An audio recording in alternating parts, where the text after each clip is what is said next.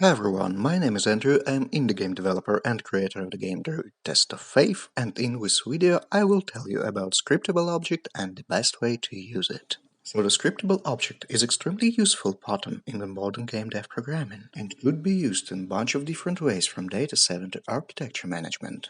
So let's start with simple creation of Scriptable object file. For that purpose we need to right click inside Unity Project tab and select Create C# script. I'll call it scriptable int, but you can call it as you wish to, and also I will create another one C# script file, temp int, just to demonstrate how everything works. Now let's open up our files in JetBrains Rider. Inside scriptable int file, let's remove update and start method, and instead of monobehavior, let's write scriptable object. Next we need to create asset menu. For that purpose, let's write create asset menu, menu name, and the name of menu you would like to. And if you would like to create several levels of menu, you will just need to use /sign between names. In my case, I will use scriptable object /int. Next, let's add a variable to our scriptable object. It will be public int value. Well, actually that's it, the scriptable object is ready, but to demonstrate how it works, we need to edit temp int file. And inside temp int file, let's first add a variable of scriptable int type. We needed to attach our scriptable object to that file, so let's also name it scriptable int. Next, inside the update method, we need to write an if statement. If input.getMouseButton down 0, then scriptable int.value++. That if statement means that when we press first mouse button, it will increment the value inside scriptable object. Next, let's create another one variable of type text. Public text, and inside the update method let's make this text equals to scriptable object value. So now when we're done with controller, we can test everything in Unity. For testing purpose I will use demo scene from my game Druid Test of Faith, but you can do it in yours. Now you need to right click in hierarchy and select UI option. Inside you will find text field, but if there is no one, then most likely you've installed TextMesh Pro done, and that text field will be hidden in Legacy. Now, when we created our text field, let's position it at right top corner and change its color to red to make it more visible. Next, we need to drag our temp int script to that text field. Drag the text element to special field we created, and then the last one step, create the scriptable object. For that, let's right click in Project tab and select Scriptable Objects, int. We were creating it by ourselves, we create asset menu. And now all we need to do is drag our scriptable object to special field and hit play. So now, as you can see in the right top corner, we have the new word. But as only game starts, that value automatically changes to 0. That is happening because we take this value from a scriptable object we just created. And now, if we will hit first mouse button, this value will automatically be incremented by 1 for every click. So that is the basics of scriptable objects. And now let me tell you about main benefits and issues about that pattern. So the first benefit is that pattern is extremely simple.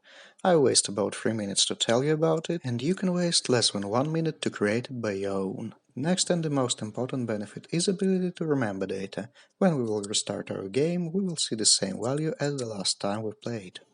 And there is only one tiny issue about that pattern. We do not have a special reset function to return default value for that scriptable object. But yes, we always can write our own custom resetter, so that's not easy at all. And now I would like to tell you about best ways to use it in real-life game making. So I hope you already guess about one way of using scriptable objects. It's save system. If you have tiny game like Flappy Bird and all you need to save is score and level number, well, you can use scriptable object for that purpose. The ability of scriptable object to do not lose data after game exit will help you with it. Another one really great way for using scriptable objects is saving game settings. Maybe right now in your game you're using for that purpose player prefs, but that's really bad idea. Try to imagine situation, you've already distributed your game and now change some settings. Well, I don't know, maybe extension for controls, new abilities in game, and all data is saved in register. At user's PC will try to download and will break everything, whole control system. And so you can't ask all your users to clear their registers, that will break the impression of your game. But storing your data within a scriptable object will help you to update that scriptable object with game update. So it's definitely a great idea and try to use it yourself. So the next and one of the most useful methods for using scriptable objects is data management. So let's try to imagine what we're building tower defense game. And we need to have some monsters set current scene and its amount. we can store it in Scriptable object. All we need to do for that purpose is create a serializable class of enemy properties and create a public variable list of enemy properties. And now we can easily manage the enemy waves of current game scene, its enemy type and its enemy amount, just in a few clicks inside your Scriptable object, and it is really great if you're preparing your project for game designers. And also I just forgot to mention what you can create as many instances of the current game object as you wish to, so you can create a special game object for every scene inside your tower defense game. So the next and really great way of using Scriptable objects is to manage data of your enemies and the weapon in your game. So I use it in my project and I will just show you what's going on. And let's start from equipment. So I've made a special Scriptable object for equipment, and in this Scriptable object I'm given to my game name of item, its type, its rarity, its sprite. And I use that sprite in inventory. Let me show you how it works. So let's for example try to select energy glove and change its sprite from glove to staff. Afterward we can launch the game and open up inventory. As you can see, the glove sprite have changed to staff sprite. Well, that's how it works. But that's not it, because use the same technique I can change even sprite in hand of my character in game.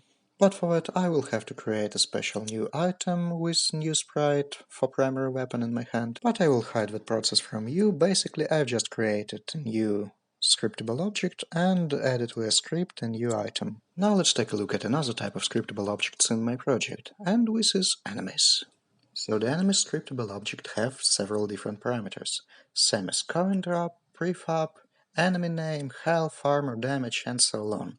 Actually here in enemy properties I can even add few random properties like, well, total defense with shield, create and script of that enemy the shielding parameter, and when shields triggers it start and defending, and so on. So also I can output it to bestiary and display it there. And as you could notice, in that enemy Scriptable object I have place for enemy prefab.